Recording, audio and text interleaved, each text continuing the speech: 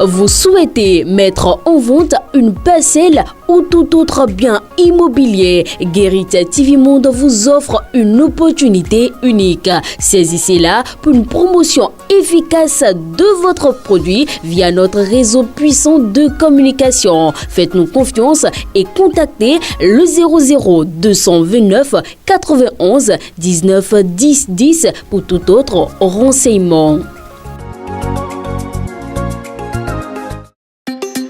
Une nouvelle émission sur Guérit TV Monde, La Position. Tous les mercredis à 21h sur votre web télévision. Prenez le rendez-vous pour savoir la position ou la lecture de tel ou tel acteur politique sur des sujets brûlants de l'actualité. Guérit TV Monde, le leader des web TV. Bienvenue à tous sur notre émission La Position. Les élections législatives du 8 janvier 2023 ont suscité des spéculations quant à l'avenir du parti d'opposition FCBE, certains prédisant même sa disparition après les élections générales de 2026. Mesdames et messieurs, ce jour, nous accueillons pour vous Ruben Abadagan. Il est coordonnateur du parti FCBE dans la 6e circonscription électorale. Il est là pour discuter de l'influence du parti FCBE sur la scène politique nationale. Ruben Abadagan, bonsoir. Bonsoir madame la journaliste, merci pour l'invitation. C'est un plaisir pour moi d'être sur votre plateau pour parler du parti Force Corée pour un Bénin émergent. Plaisir partagé. Alors toute première question que j'ai pour vous, après les élections législatives du 8 janvier 2023, comment se porte le parti FCBE? Je crois que comme tout parti politique engagé dans l'animation de la vie politique, l'objectif de tout parti politique est d'aller à la conquête du pouvoir d'État. La FCBE s'est inscrite dans cette dynamique depuis l'avènement du régime de la rupture.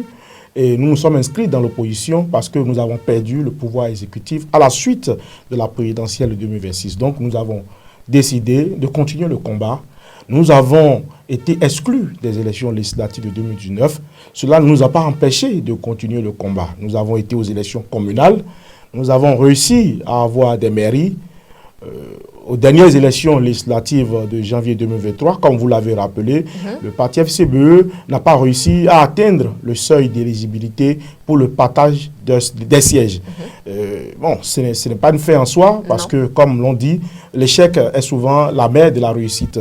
Donc le parti FCBE s'est engagé à prendre du recul, à analyser ce qui nous a conduit à ce résultat et travailler pour que lors des élections générales de 2026, le parti puisse rebondir. Et nous rebondissons déjà parce que le parti FCBE a changé de cap. Vous allez voir, nous sommes de plus en plus dynamiques et promptes à réagir sur les questions d'actualité politique. Donc au lendemain des élections législatives, le parti a eu à lancer des activités de remobilisation dans toutes les circonscriptions électorales. Et les coordonnateurs de circonscriptions ont été instruits à cet effet par le bureau politique de rassembler tous les membres des coordinations de nos circonscriptions électorales. Ça s'est fait dans ma circonscription électorale, dont je suis le coordonnateur au niveau de Calavi, Godomezé. Donc nous avons rencontré les militants, nous les avons remerciés pour le travail abattu, malgré l'échec, parce que en toute chose, il faut féliciter les militants parce que ce n'est pas facile déjà de faire l'opposition. Et ce n'est pas facile d'aller à une élection, de se battre et à la fin de ne pas avoir gain de cause. Mais nous sommes partis les remercier, les féliciter et les mobiliser pour dire l'échec n'est pas une fin en soi. Nous devons continuer le combat. Nous devons voir là où nous avons échoué, corriger les choses pour qu'en 2026, le parti FCBE puisse être au Parlement et puisse être aussi représenté au niveau des communes. Donc, à la suite de cela, le parti FCBE a eu à organiser des ateliers. Nous avons eu un atelier à Grand Popo. J'étais de l'atelier. Nous avons étudié les lois électorales, le code électoral. Nous avons invité des juristes, des experts pour disséquer le code électoral. C'était vraiment un atelier très, très enrichissant. Et nous avons parcouru les lois électorales. Ruben Abadagan, avant d'en arriver là, vous parlez déjà si bien des élections législatives passées. Mais je rappelle qu'au cours de ces élections, le parti FCBE n'a recueilli que 4,44% du suffrage national. On peut dire, peut-on dire, sans se tromper, qu'après les communales de 2019, le parti FCBE a perdu son électorat, ou bien comment peut-on expliquer ce résultat? Vous savez, ce résultat, lors des dernières les élections législatives, je peux vous le dire, ce n'est pas ce que représente le parti FCBE sur l'échiquier politique national. Qu'est-ce que c'est alors? C'est vrai, nous avons eu 4%, mais beaucoup de choses, d'accord, beaucoup de choses ont amené à ce résultat.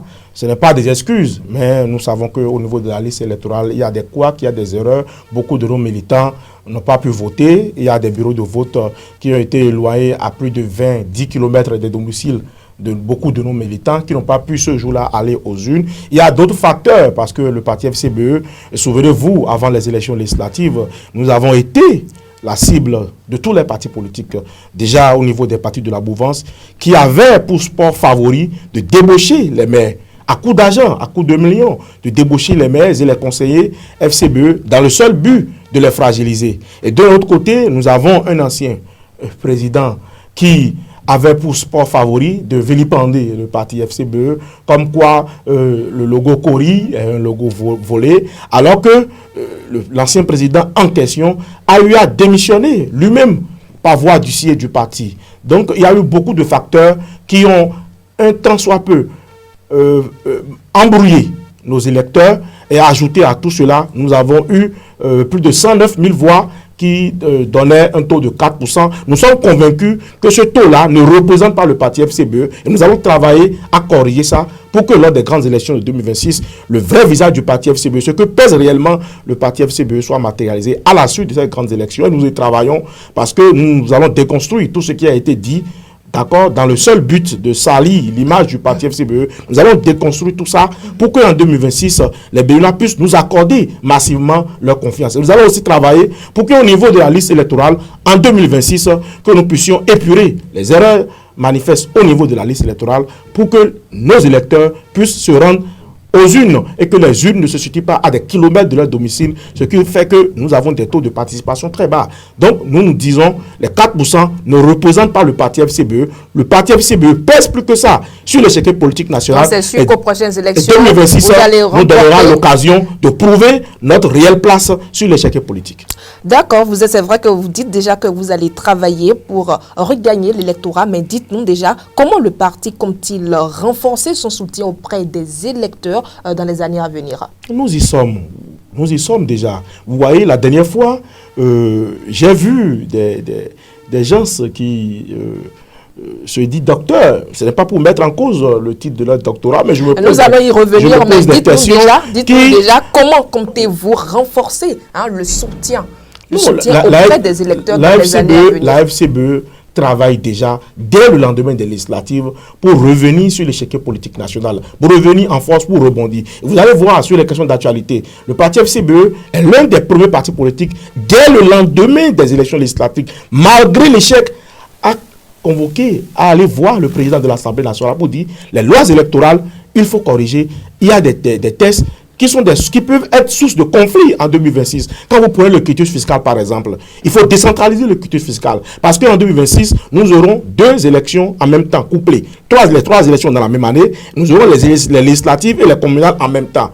Voilà, donc il y aura une forte demande de quitus fiscal. En ce moment, si tout le monde doit quitter Malanville pour Cotonou, il se posera un problème. Donc nous avons souligné beaucoup d'incongruités au niveau du code électoral. Nous sommes partis voir le président Vlavonou pour dire qu'il faut susciter un débat sur une relecture du code électoral.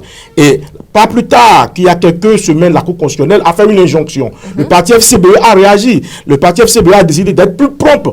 D'accord? Nous étions déjà plus prompts au niveau des questions d'actualité, mais nous avons décidé de montrer au peuple que oui, nous sommes là, nous sommes au niveau de la veille citoyenne, nous ne sommes pas un parti, comme c'était aime bien le dire, un parti appendice ou un parti proche de la mouvance, nous sommes véritablement un parti de l'opposition et nous sommes là pour proposer des alternatives à ce régime-là et non pour être dans des dispositions de vent en guerre, parce qu'au-delà de notre position, la FCBE ne se dédiera pas. La FCBE est pour la paix, parce que quoi qu'on dise, quoi qu'on soit notre opposition au régime de la rupture, on ne peut rien faire sans la paix.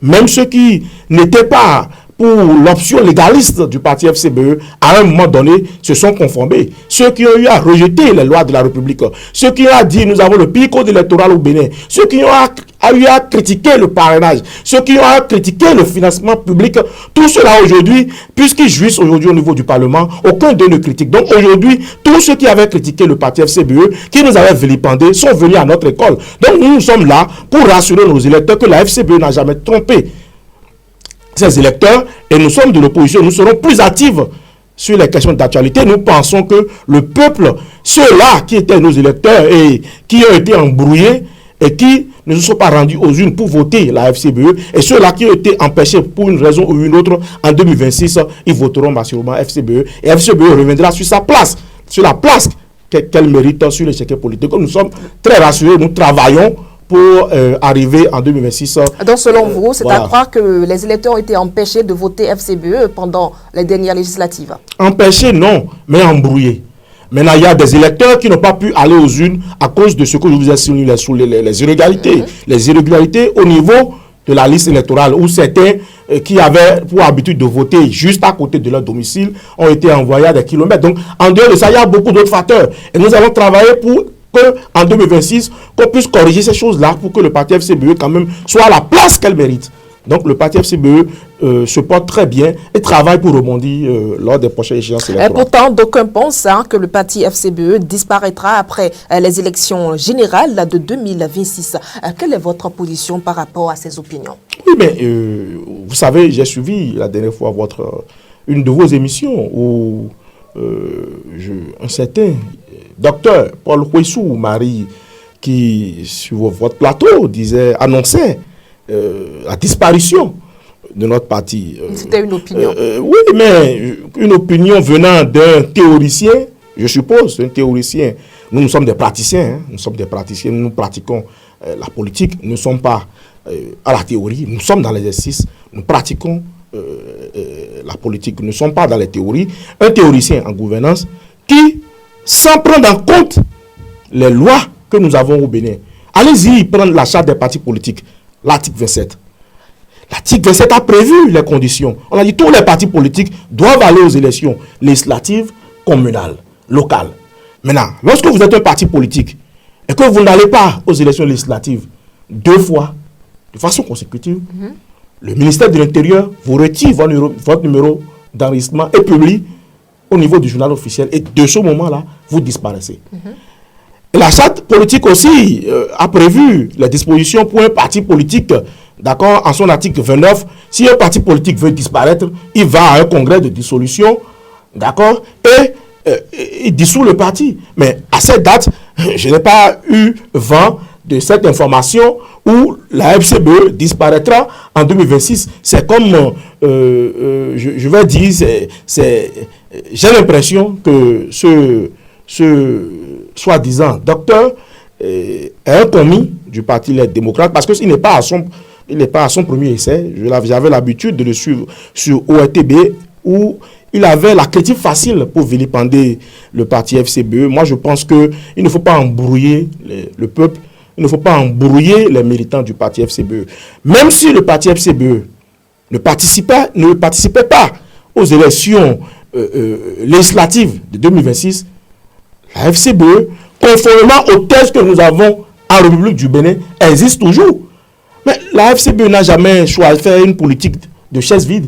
Nous avons toujours été aux élections, et en 2026, nous irons et nous aurons des députés. Et je demande à Dieu d'accorder une robuste santé au docteur pour que, en ce moment-là, quand il verra le parti FCBE au Parlement, qu'il ne puisse pas faire un AVC, parce que le parti FCBE rebondira, aura des députés, ne va pas disparaître et continuera d'animer la vie politique. Et attendez-vous bien, en 2026, la FCBE reviendra en force sur l'échiquier politique national. Comment? Mais à l'issue des élections, Nous aurons des représentants au niveau de l'Assemblée. Nous aurons des maires. Nous aurons des conseillers. Attendez, gardez-vous bien. 2026, nous préparons. Donc, qu'on arrête d'embrouiller le peuple béninois, qu'on arrête d'embrouiller les militants FCBE, un parti politique a pour vocation d'aller conquérir le pouvoir d'État. Et parce qu'un parti politique, lors des dernières élections, n'a pas eu de députés, ce n'est pas pour autant qu'il faut proclamer comme si on était un prophète la disparition d'un parti au détriment de ce que les lois même de la République disent. Encore pour quelqu'un qui se dit être docteur. Une autre question pour vous rapidement, Ruben Abadagan. Dites-nous, le parti FCBE envisage-t-il une fusion avec une alliance politique du moins c'est pour consolider sa position? Vous savez, aujourd'hui, avec les lois que nous avons, les alliances de partis ne sont pas autorisées. Une fusion? La FCBE n'a jamais annoncé quelque part qu'il veut aller à une fusion. J'ai attendu sur votre plateau le même docteur qui dit que jamais Yaïboni ne va s'associer avec la FCBE. Mais attendez, la FCBE ne demandait de rien. Mais quand même, lorsque nous voulons un jour exercer le pouvoir d'État, nous devons quand même être au-dessus de la mêlée. Je vous rappelle, quand la FCBE, après les élections de 2020, en 2021, a eu le lead de l'opposition, avec pour premier responsable Paul Rompé, chef de file de l'opposition, malgré les problèmes qu'il y a eu dans le passé, Paul Rompé a invité tous les partis politiques de l'opposition, régulièrement enregistrés au niveau du ministère intérieur, sans exclusion aucune. Nous avons invité le Parti Les Démocrates pour la création d'un cadre de concertation. Nous l'avons fait. Et c'est à la dernière minute que ce parti a fait volte-face et s'est levé de la table des négociations. Mais qu'est-ce que nous constatons aujourd'hui? Ce parti-là, aujourd'hui, qui crie à l'exclusion, qui dit le chef de l'État qui est là pratique l'exclusion. Ce même parti-là, quand il s'agit aujourd'hui qu'il a le lead de l'opposition, qu'il est le chef de file de l'opposition, pour de simples consultations en ce qui concerne le débat concernant la révision ou la relecture du code électoral, décide d'exclure l'un des partis politiques de l'opposition qui a des élus. Pourquoi avez-vous été exclu?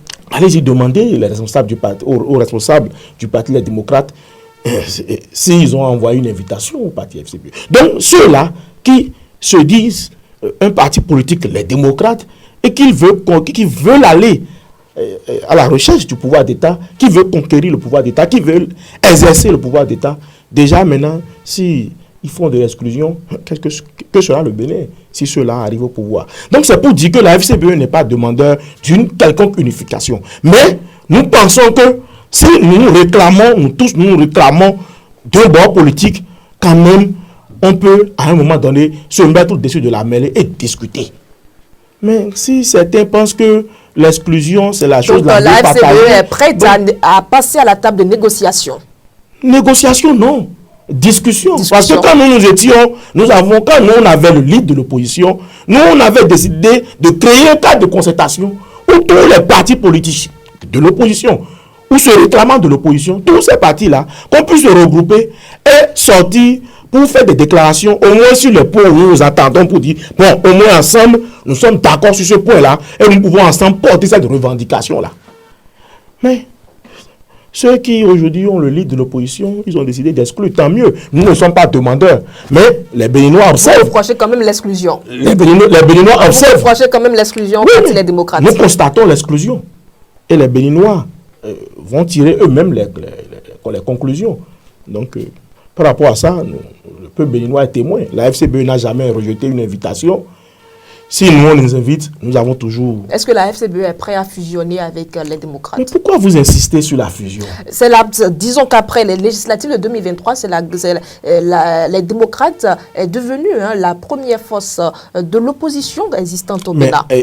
Madame la journaliste, en 2020, la FCBE... Nous ne sommes plus en 2020. Non, janvier, en 2020, la FCBE avait des conseillers et était le chef de file de l'opposition. Est-ce que c'est pour autant qu'il y a eu une fusion entre les autres partis politiques et la FCBE? Non. Chaque parti politique travaille à s'affirmer, à être une force politique et à aller à la conquête du pouvoir. La FCBE n'a pas besoin d'aller se fusionner à un bloc pour revenir, pour rebondir lors des prochaines échéances électorales. Nous connaissons notre force et nous savons là où nous allons jouer pour qu'en 2026, nous puissions revenir en force sur le secteur politique national. Donc, nous ne sommes pas demandeurs d'une fusion et ça ne nous intéresse pas. Nous comptons sur nos forces et nous savons que nous allons convaincre le peuple béninois pour qu'en son temps, en 2026, le parti FCBE puisse avoir des représentants au niveau du Parlement et au niveau des conseils. Alors dites-moi, Ruben Albadagan, comment le parti, je parle bien de la FCBE, compte-t-il faire face à la concurrence politique croissante, surtout face aux partis de l'opposition? Je parle bien de les démocrates. En réalité, oui. Si nous sommes d'accord que nous sommes tous de l'opposition, normalement, s'il devait avoir concurrence, la concurrence doit être saine. Et non vilipender, d'accord, un parti de l'opposition pour dire non, celui-là, il n'est pas de l'opposition ou l'autre là joue un rôle de l'opposition. Non, mais attendez, soit vous êtes de l'opposition, soit vous ne l'êtes pas. La FCBE a rempli les conditions pour être reconnue légalement par le ministère comme parti politique de l'opposition. Si nous sommes tous d'accord que nous sommes de l'opposition, chacun travaille de son côté pour mobiliser ses électeurs. Il ne devait pas avoir une guerre où on en arrive à vilipender l'un. Chacun travaille pour convaincre ses électeurs. Puisque nous sommes d'accord que nous sommes tous contre le régime qui est en place, si nous sommes d'accord sur cette forme-là, à moins que certains partis politiques qui se disent de l'opposition, en réalité ne sont pas de l'opposition, parce que nous avons vu lors des élections législatives passées, il y a certains qui ont dit que carrément qu'ils ont été ciblés, d'autres sont même partis dire récemment sur un plateau que pour les élections à venir, on veut les remplacer. Comme si ce n'est pas les électeurs qui accordent leur suffrage pour que vous allez représenter le peuple au Parlement. Comme si c'est un arrangement qui les a permis d'être au Parlement. Suivez mon regard. Donc, lorsque nous sommes d'accord que nous sommes tous de l'opposition, bon, il peut y avoir des guerres, il peut y avoir, parce que nous allons tous à la conquête de l'électorat, mais ce combat-là, quand même, doit être un peu plus sain. Voilà, donc nous sommes en guerre avec personne, nous travaillons de notre côté pour montrer au peuple que nous avons un projet un peu plus sérieux, un peu plus quand même pacifique, un programme qui va permettre au peuple béninois de franchir un cap. Nous ne sommes pas pour des règlements de compte politique, nous ne sommes pas pour brûler le pays, nous n'avons pas de flamme, nous sommes là pour construire le Bénin parce que nous pensons que au-delà de tout, aucun développement ne peut se faire dans l'instabilité. Parce que le crime, ce de quoi on nous accuse, c'est d'avoir dit non à la violence. Mais attendez, même ceux qui se promènent sur les plateaux aujourd'hui, si la FCBE en 2019 n'avait pas opté pour la paix, nous serons où? Est-ce qu'on sera ici en train de parler? Nous serons où? Donc nous devons tous travailler pour la paix. Et c'est le crime que nous avons commis où tout le monde nous vilipende. Mais aujourd'hui, le peuple béninois a compris que la FCBE est un parti de l'opposition qui non travaille pour des intérêts personnels, des intérêts égoïstes, au risque de sacrifier toute la jeunesse, au risque de brûler le pays. La FCBE, bien étant de l'opposition, travaille pour la paix et travaille pour le développement. Qui y a aujourd'hui une opposition constructive? Opposition constructive, nous sommes une opposition, mais notre opposition, nous savons que nous avons un rôle à jouer. Et notre rôle, parce que c'est écrit même dans la charte des partis politiques, nous ne sommes pas là pour armer les gens, nous ne sommes pas là pour brûler le pays, nous sommes là pour animer la vie politique, pour participer aux élections et pour aller à la conquête du pouvoir, tout en respectant les lois de la République, tout en étant légaliste. C'est ça le choix du parti FCBE. Donc, il faut rassurer, il faut qu'on arrête d'embrouiller le peuple béninois. Le parti FCBE ne disparaîtra pas. Le parti FCBE est un parti politique qui s'inscrit sur du long terme, qui travaille. Aujourd'hui, nous sommes en pleine remobilisation au niveau de la base. Il y a un travail de fourmi qui se fait actuellement et d'ici là, vous allez voir, la FCBE travaille pour revenir en force, pour rebondir et pour déjouer toutes les pronostics, pour décevoir ceux qui sont dans leur rêverie et qui voient déjà une fin qui voit déjà la disparition. Moi, je demande à l'Éternel de leur accorder la santé. Parce que et nous poursuivons cette émission, mais nous tendons déjà presque à la fin. Plutôt que de réviser la Constitution, le parti FCBE a souhaité qu'une modification soit apportée dans le code électoral au niveau de la caution. Voyez-vous déjà la caution comme un frein à la participation du parti aux élections générales? Vraiment, je vous remercie pour cette question. Pour ce qui concerne le débat sur la relative du code électoral, le parti FCBE vraiment a fait plusieurs propositions. Vous avez vu, la dernière fois, nous avons fait une demande d'audience. Nous avons été reçus par le chef de l'État. Nous avons non seulement parlé de l'injonction, parce que pour nous, en ce qui concerne l'injonction de la Cour constitutionnelle, nous n'avons pas besoin d'aller à une révision de la Constitution, puisque aujourd'hui, les conditions ne sont pas réunies pour aller à une révision, parce que le consensus n'existe pas. Il n'y a pas le consensus. Donc, nous ne souscrivons pas aujourd'hui pour une révision, mais nous pensons qu'il suffit de retoucher à l'article 41, alinéa 11 du Code électoral pour augmenter le délai d'étude des dossiers de la CEDA et régler le problème du parrainage d'égalité, de rupture d'égalité entre le parrainage des maires. Nous avons fait cette proposition. Et en dehors de ça, nous avons proposé que la caution là soit revue à la baisse. Ah, pourquoi? Parce que la caution, la caution est trop. Vous voyez, dans la sous-région, regardez un peu les cautions. Nous n'avons pas besoin de payer des sommes exorbitantes pour participer à une élection présidentielle. Parce que le plus important, c'est le projet de société du candidat et non sa richesse et non sa fortune. Il faut revoir le coût de la caution pour les élections présidentielles. Parce que 2026, c'est des grandes élections. Un parti politique, s'il doit participer à toutes les élections, il doit non seulement payer la caution pour les élections couplées, législatives et communales, payer aussi la caution pour les élections présidentielles. Attendez, il va trouver tout l'argent. C'est beaucoup d'argent. C'est pas que la FCB, nous parlons pour tout le monde. D'accord. Nous parlons pour tout le monde. L'argent ne doit réduire l'influence de l'argent dans le milieu politique. Donc nous voulons qu'on revoie cette caution à la baisse. Il y a aussi, je vous ai dit tout à l'heure, la question du quitus fiscal. Il faut qu'on décentralise la délivrance du quitus fiscal. Il faut que ça ne soit plus une affaire de la DGI. Parce que nous avons vu les difficultés que nous avons eues au niveau en 2023, où certains partis politiques n'ont pas pu remplir les conditions au niveau de la Sénat, n'ont pas pu avoir leur quitus. Ils ont fait des recours au niveau de la Cour constitutionnelle contre la DGI. Et la Cour constitutionnelle sort une décision que certains peut juger de politique en faisant une injonction à la Sénat de permettre à ce parti-là de... Donc il y a eu des prix, la Cour n'avait pas pris cette décision à l'époque. Certains vont commencer par crier à l'exclusion. Donc il faut décentraliser la délivrance du quitus fiscal pour qu'en 2026, que les gens puissent avoir une facilité à prendre le quitus fiscal du moment où ils ont payé leurs impôts. En dehors de ça, quand vous regardez dans le code, au niveau des élections communales, la règle des 10% au plan national, il faut amener ça au niveau des circonscriptions électorales. Parce que ce n'est pas normal. Nous pensons, et c'est ce que nous avons fait comme proposition, nous pensons que ce n'est pas normal que la population, je prends Porte-Nouveau par exemple, la population de Porte-Nouveau a décidé de voter pour tel parti. Et parce que au niveau des élections locales, parce que les élections locales, c'est des élections de proximité. Le peuple décide de voter pour un parti, et parce que le parti n'a pas 10% au plan national, il ne peut pas diriger l'exécutif communal. Donc, au moins au niveau des élections communales, qu'on puisse peut-être ramener la règle des 10% au niveau de la circonscription. Et si le parti a 10% au niveau de la circonscription, bon, si le peuple accorde sa confiance, qu'il puisse diriger l'exécutif communal. En dehors de ça, il y a plein d'autres problèmes. Quand vous prenez le code électoral, l'article 109, l'article 142 sont en contradiction avec la Constitution, en son article 49. Donc il y a trop d'incongruités dans le code électoral où le parti FCBE, c'est pour cela que nous avons dit, il faut que les membres, les 3 partis politiques représentés au Parlement convoquent tous les autres partis politiques pour étudier les propositions en vue de corriger le code électoral, autre que les injonctions de la Cour constitutionnelle. Parce que vous avez été plusieurs fois victime du code électoral. Bien sûr, bien sûr. Nous sommes le parti qui a été le plus victime du code électoral parce que nous avons des maires, nous avons des conseillers et nous savons les difficultés que nous vivons. Quand vous prenez le cas de Copago, le parti FCBE, les conseillers ont fait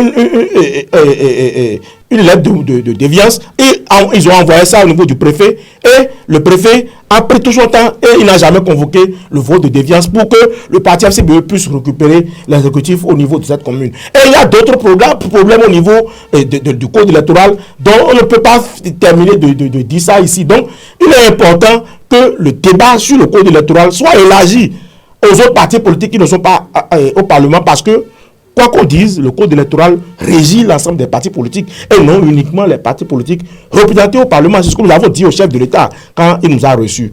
Et nous espérons que ce n'est pas encore tard et que le président Vlavonou et les partis politiques au niveau du Parlement et les autres partis politiques qui animent la vie politique, qu'on puisse s'asseoir et ensemble faire des propositions pour corriger le code électoral. Nous sommes presque à la fin de cette émission, mais j'ai une autre question pour vous rapidement, Ruben Abadagan. Suite aux rencontres du parti avec le chef de l'État Patrice Talon, le secrétaire exécutif national, je veux bien parler de Paul Mouquet, a exprimé le refus du parti à une révision de la Constitution dans les conditions actuelles. Quelle est cette condition que déplore le parti? Le consensus. Parce que pour le parti FCBE, le consensus, c'est à valeur constitutionnelle. Et du moment où nous ne sommes pas tous d'accord, il n'y a pas un consensus, il n'y a pas une assise nationale où tous les partis politiques ont été réunis pour débattre sur la pertinence d'une relecture ou d'une révision de la Constitution, il faut ranger ce débat-là. Encore qu'au niveau du code électoral, la solution pour régler l'injonction de la Cour constitutionnelle, la solution se trouve dans le code électoral. Et le parti a fait la proposition d'une relecture de l'article 41, alinéa 11 du code électoral pour que le délai d'étude des dossiers passe de 8 à 12 jours. Ce qui fait que quand la date butoir du dépôt des dossiers pour les élections, les couplées législatives et communales est le 5 février. Si on augmente la durée d'étude des dossiers de 8 à 12 jours, donc 5 plus 12, ça fait 17. À la date du 17, tous les conseillers communaux, tous les conseils sont déjà installés parce que la Constitution a dit qu'il faut installer les conseillers entre le 1er et le 3e dimanche du mois de février. Donc le 1er et le 15 février. Donc à la date du 17, la dernière date où la Sénat va finir d'étudier les dossiers de candidature, tous les conseillers sont déjà installés et ceux qui ont eu à déposer les dossiers peuvent aller chercher leur fiche de parrainage pour faire le complément au niveau de la Sénat et le problème est réglé. Le problème de rupture d'égalité au niveau des maires est réglé. Donc c'est la proposition que nous avons faite. Nous avons dit non, nous ne voulons pas qu'on touche à la Constitution. Nous l'avons déjà dit en 2019. Nous l'avons dit en 2019 que nous ne souscrivons pas à une révision parce que nous pensons que les conditions, tant que les conditions ne sont pas réunies, il faut refuser, il faut ne pas aller toucher la Constitution parce que la Constitution de 1990 est basée sur le consensus. Tant qu'il n'y a pas de consensus, il ne faut pas toucher la Constitution. Pour finir, Ruben Abadagan, dites-nous quelle est la vision à long terme de la FCBE pour le développement du Bénin? La FCBE, c'est un parti de gauche, c'est un parti de la social-démocratie. Et c'est un parti qui place l'humain, l'être humain, au centre de tout projet de développement. Et c'est ce qui fait notre opposition avec ce gouvernement. Quel parti ne place pas l'être humain au centre, au centre du développement? Quand vous demandez à un parti de la droite n'a pas le même discours que le parti de gauche qui se réclame être socialiste. Parce que nous, notre préoccupation, c'est que baisse des impôts, d'accord, et emploi pour les jeunes, et les microcrédits pour les femmes, tout ce qu'il faut faire pour améliorer, d'accord, le cadre économique, le cadre des citoyens, leur permettant d'être eux-mêmes le vecteur du développement de leur pays. Parce que quand l'humain est capable de créer de la richesse, il apporte un plus à son pays. Donc, qu'est-ce qu'il faut faire pour que celui-là soit productif? Il faut créer les conditions, l'éducation. Il faut qu'on puisse avoir des écoles, des modules de classe de qualité, modernes, dans toutes nos communes. Il faut qu'on incite nos jeunes filles à aller à l'école. Il faut qu'on encourage les parents d'envoyer leurs enfants à l'école. Il faut que nous ayons une éducation de qualité. Vous voyez, et toutes ces choses-là concourent à avoir un homme qui, quand même, a un rôle à jouer dans la société. Et le parti FCBE travaille déjà pour que nos jeunes puissent avoir l'emploi ou se lancer dans l'auto-emploi, pour que nous puissions avoir une jeunesse qui n'est pas seulement utilisée à des fins politiques, mais une jeunesse qui crée de la richesse, une jeunesse qui apporte un plus à l'économie du pays. Donc, pour que ça soit ainsi, il faut quand même que le gouvernement puisse avoir quand même cette dynamique-là de travailler dans le social. Et quand on parle du social, ce n'est pas de distribuer de l'argent. Non, c'est qu'il faut que les Béninois puissent avoir accès à des centres de santé de qualité. Il faut que les Béninois puissent avoir accès à l'eau potable. Il faut que l'électricité soit une réalité. Et il faut que ces conditions-là soient réunies pour que les gens puissent quand même se sentir, bon, nous avons toutes les conditions et merci, nous créons de la richesse. Merci, donc, le parti FCBE, notre credo, c'est le développement humain, c'est le développement de l'être humain. Et c'est un être humain qui est épanoui, va apporter beaucoup à sa société. Merci à vous, Ruben Abadagan. Je rappelle que vous êtes le coordonnateur de la 6e circonscription électorale du parti FCBE. Ensemble, sur ce plateau, vous avez démontré l'influence du parti FCBE sur le plan national. Merci d'avoir accepté notre invitation. Vraiment, le temps est très vite passé. Merci beaucoup pour l'invitation. Je serai très heureux si vous me réinvitez sur votre plateau. Merci. C'est un plaisir. Mesdames et messieurs, c'est définitivement terminé pour le compte de ce numéro de votre émission La Position. Merci d'avoir été des nôtres et on se donne rendez-vous très prochainement avec un autre sujet et surtout avec un autre invité. Portez-vous bien. La position ou la lecture de tel ou tel acteur politique. Une nouvelle émission sur Guérit TV Monde, La Position. Tous les mercredis à 21h sur votre web télévision. Prenez le rendez-vous pour savoir la position ou la lecture de tel ou tel acteur politique sur des sujets brûlants de l'actualité. Guérit TV Monde, le leader des web TV.